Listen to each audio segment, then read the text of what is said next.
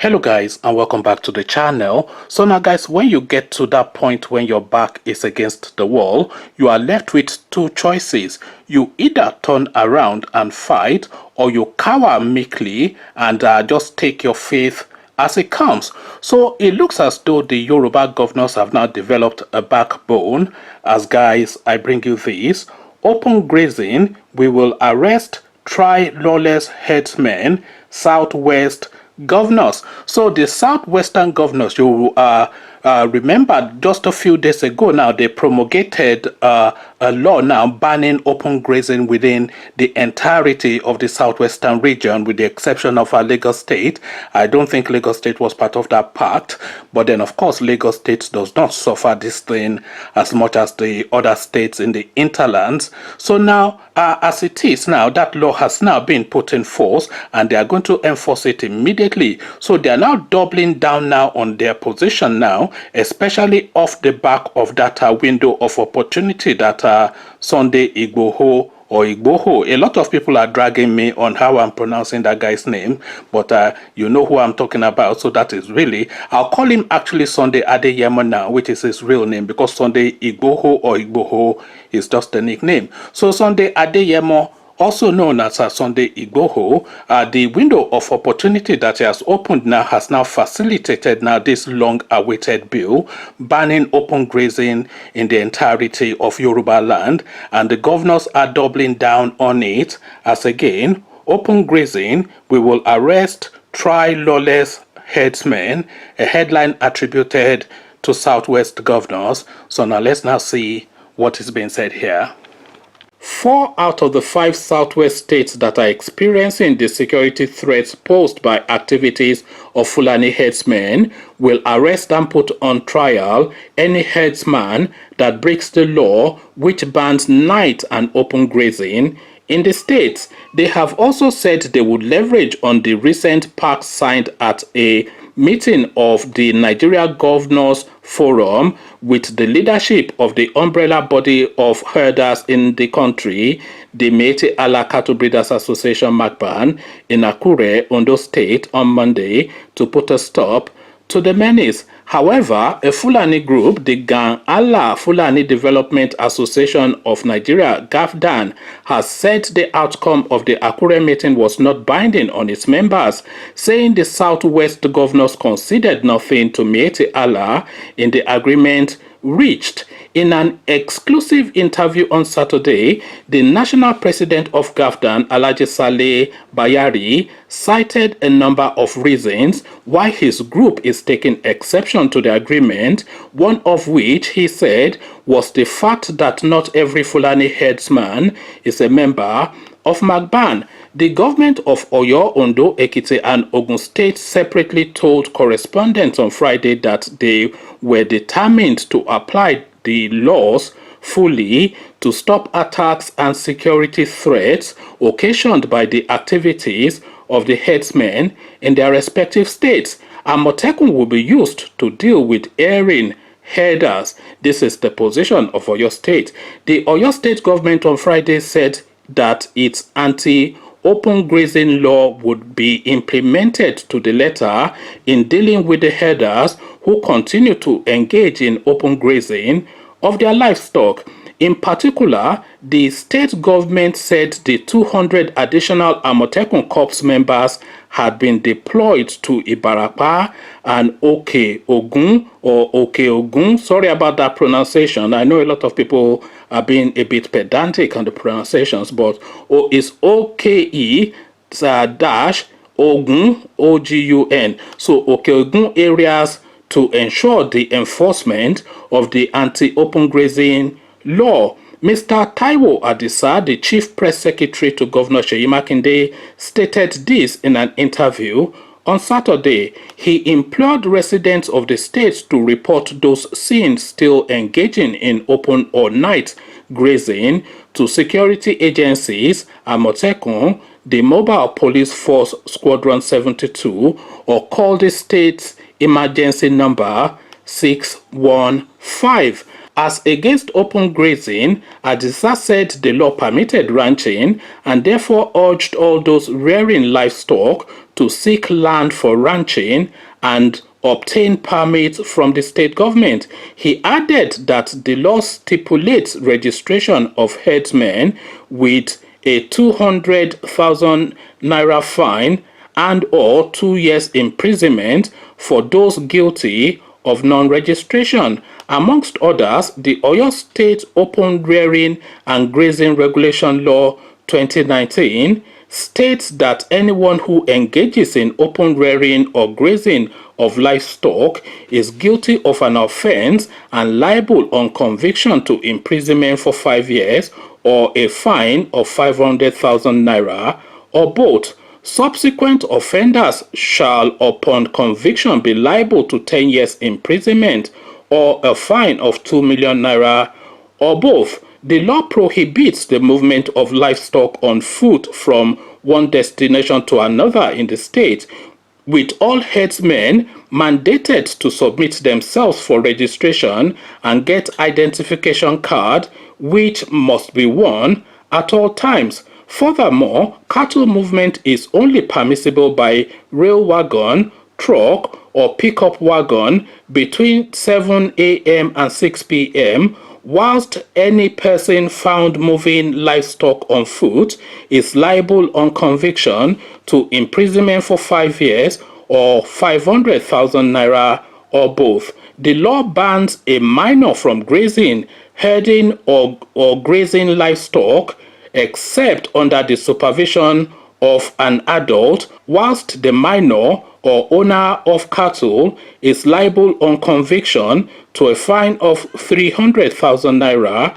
or 3 years imprisonment or both. By law, the cattle owners are restricted to grazing livestock in approved ranches where persons wishing to set up ranches are to obtain permit from the state government for a period of 3 years with renewal subject to approval of the landowner. However, the governor is empowered to revoke permit without compensation to herdsmen for any breach of security. Herdsmen are to submit themselves to the Ministry of Agriculture and Rural Development for registration, and after paying a specified fee, they are to be issued an identification card to be worn at all times.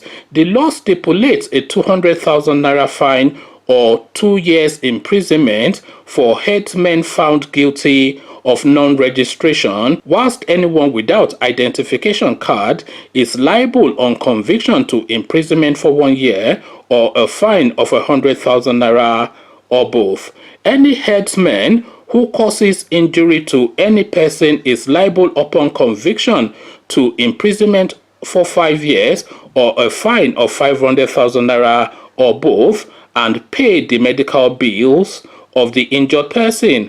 Also stipulated by law is that whenever any livestock strays into any person's land other than a ranch and causes destruction of crops, the herdsman is liable to pay compensation to the owner with valuation to be determined by the State Ministry of Agriculture and Rural Development.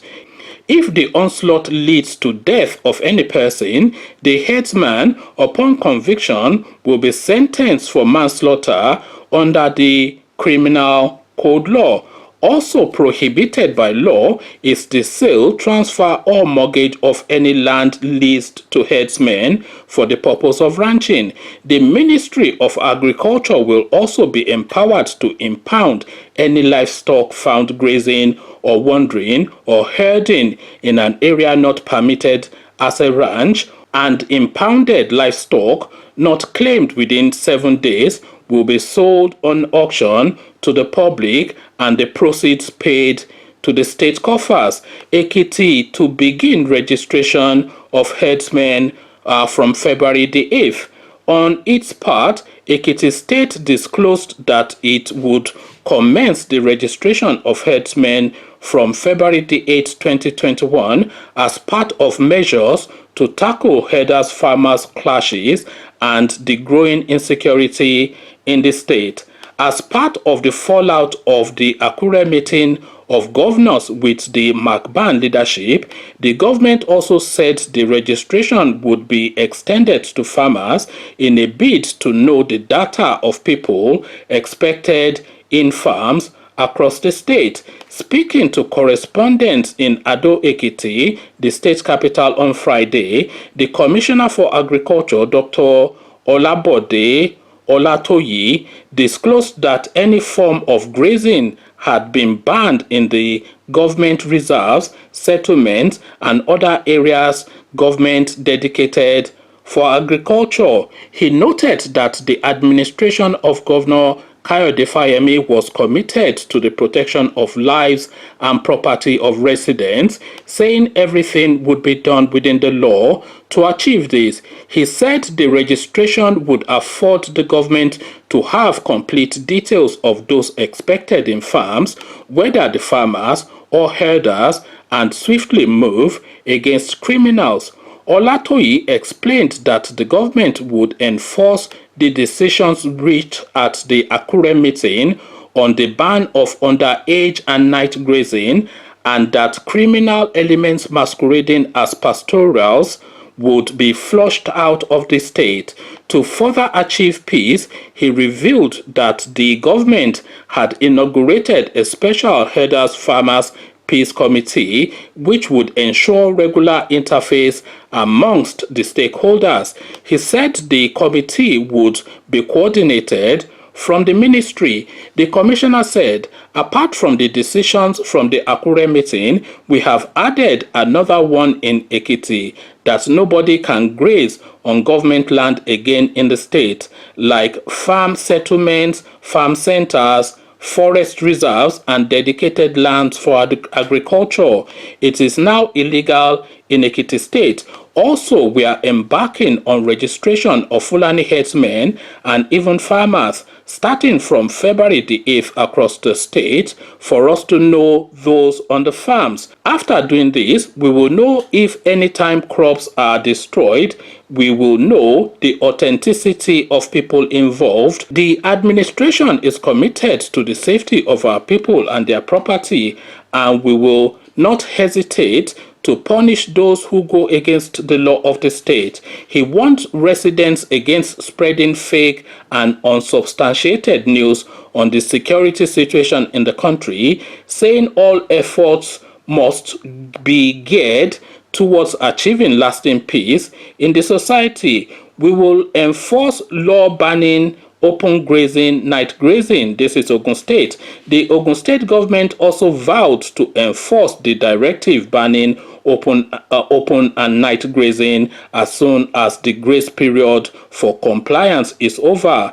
This was disclosed by Honorable Remi Hassan, the Special Advisor Public Communications to Governor Dapo Abiodun, in an interview with correspondents. Hassan said the directives was barely a week, hence the need for the state government to monitor the activities of the herders as regards their compliance level. He said, when you give an order, you will give time for compliance before enforcement begins.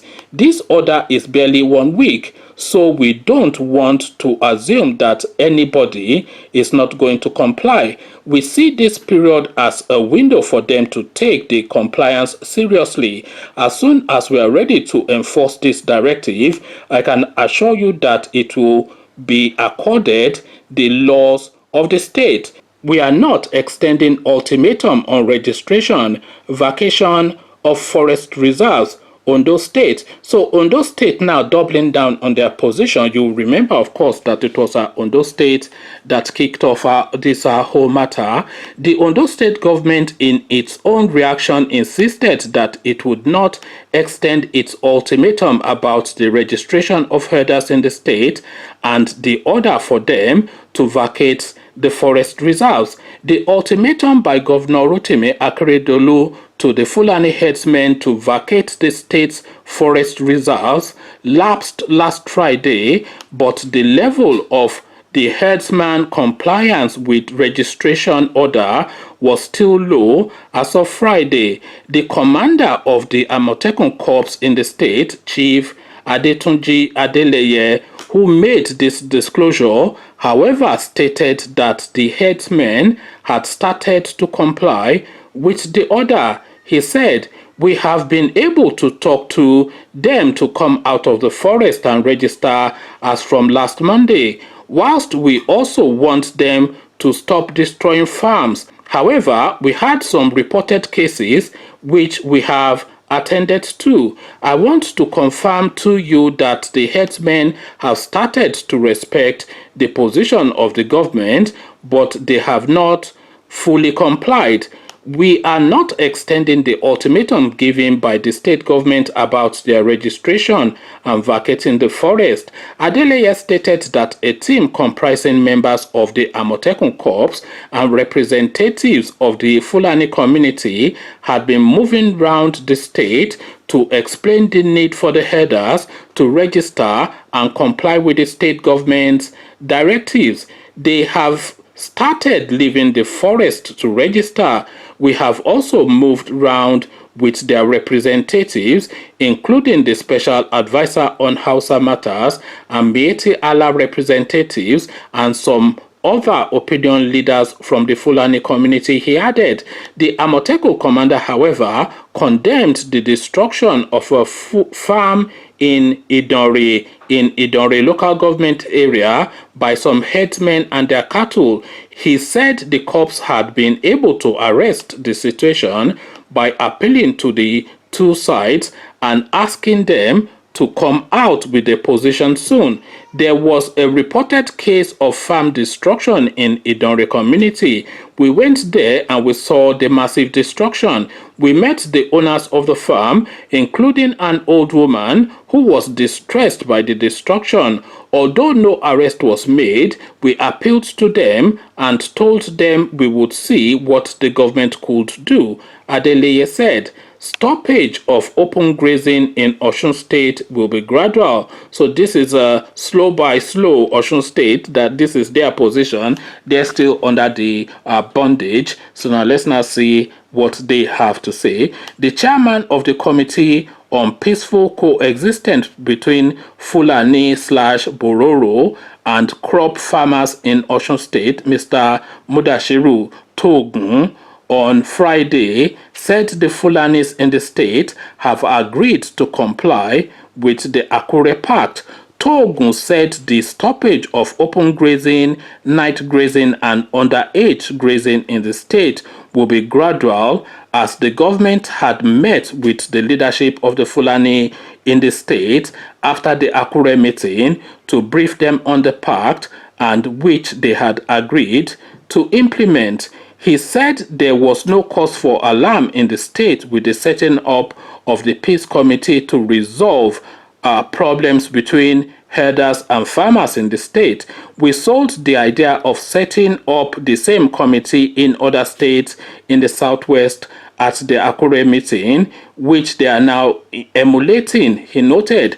Togun described the making of laws in the country as fantastic, but said their execution was a problem. He, however, described the relationship between farmers and Fulani herders in the state as cordial, but appealed to the authorities who made the law on the banning of open grazing to provide the herders with an alternative for feeding their livestock.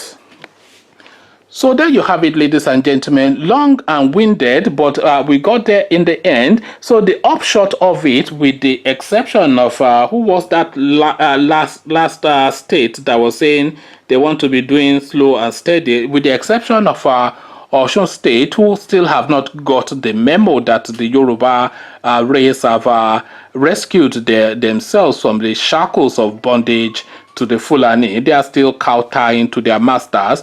Everybody else is taking an aggressive stance, saying that, look, you comply or we'll finish you. So you rot in jail effectively is the message now from the Yoruba race, and especially because this should be a nationwide thing. There should be, I mean, imagine the thing that we're talking about within the Nigerian space. We are actually having a serious conversation in the largest black country on the planet if the right of cattle supersedes the right of man. So this is the conversation that we're having effectively with Malam Buhari, that the right of a Yoruba man, the rights and the right to life of a Yoruba man is bigger, and it supersedes the rights of a Fulani cattle. So this is the comparison now that we're battling against. But now no more open grazing is really the position now. So I mean, why would you even open graze? It is your own private business. This is not some act of humanity. This is not some government-led something. This is nothing to do with anybody other than a private business person pursuing his business enterprise. So you are a cattle rearer and you are pursuing your business enterprise for profit and gain, and that's your business enterprise now has to be a burden on every single person, to the point that you go and destroy another person's business enterprise and now create an environment where your leader is arguing with the Yoruba people if the right of a cattle supersedes the right of a Yoruba man or not. Utterly ridiculous, of course, but then, of course, the most bizarre things you will always find in Nigeria. There's no such thing as beyond possibility within the Nigerian space. All manners of depravity is something you will find within the Nigerian space, with fathers sleeping with daughters and Malam sleeping with cattle and everything in between. And this is the latest development now, but now a frontal step now has now been taken by this Yoruba leaders. They're not them. I won't even call them leaders because I don't really rate these people that much. They are placeholders in an official position, so they're effectively governors at the moment, and their hands have now been forced by one singular man, Sunday Adeyemo, or also known as Sunday Igboho or Igboho, however you're choosing to pronounce it. And by the way, that Igboho or Igboho is a nickname, so don't come and sweat me in the comment section on that. So this whole thing now, they should actually call that anti-open grazing law Igboho law. So because it is Igboho or Igboho that forced that law, and that law is largely, if not substantially, and even essentially wholly, is making. That guy made that law because he forced that law into being. Had Igboho or Igboho not gone to Ibarapa to go and do what it did, then we would not be in this situation now where an anti-open grazing law is being passed in Yorubaland. Had that guy not done what he had done, we will not be at this point. We will still be cowering in our bedrooms in fear of the Fulani herdsman in the dead of the night, and as they pass them on the street, we are kowtowing to them as our Lord and Masters. It was this guy that said enough is enough, that forced the hand to force this thing now, that has led to now this situation of this so-called governors suddenly trying to act like a macho men now. You were not a macho man or in all of the years that people were being slaughtered until this guy Sunday Adeyemo punched the way through. Come share thoughts about all this with me in the comment section. But before you come into the comment section to engage, click on the red subscribe button so it turns gray. Bell button notifies you every time I drop a new video. Click on like as well because that helps with the YouTube algorithm. Once you've done all the clickings, the Yoruba governors are now threatening that any Fulani herdsman that they find on the streets will rot in jail. But when that is put to the test, it is where we'll start taking them seriously. What I would particularly like to see, by the way, before I round off, is actually catching some errant Fulani herdsmen, seizing all of his cattle and auctioning that cattle, and doing that about 3, 4, maybe 10 times, and then the message will get through. Because if they don't have cattle, then they have no business in Yoruba forestry or Igbo forestry or even any forestry, if they don't have cattle that they're herding, then they have no business in the forest. That then becomes a case of guerrilla positioning, and they can use heavy security just to go and finish them off. Come share thoughts about all this with me in the comment section, but before you do that, click on the red subscribe button so it turns gray. Bell button notifies you every time I drop a new video. Click on like as well, because that helps with the YouTube algorithm. Once you've done all the clickings, the Yoruba governors are now finding a new Philip of bravery, but how long will this last? So I'll leave you here. Carry this conversation on with you in the comment section, but here I say peace.